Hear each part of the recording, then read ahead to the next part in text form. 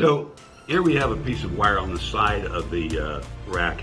It's like the wire to nowhere, and it's rusted for some reason on the end. And you could just coat it, or you can cut it. I prefer to cut rust off whenever I can.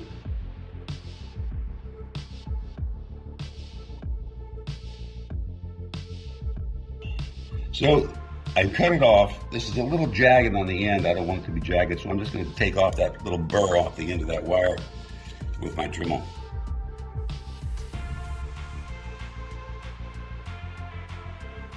Coating is good. All the rust is gone.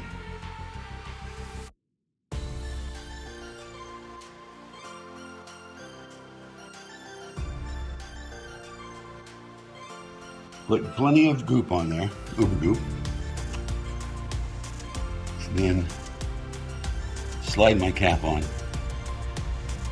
There you go. Finished.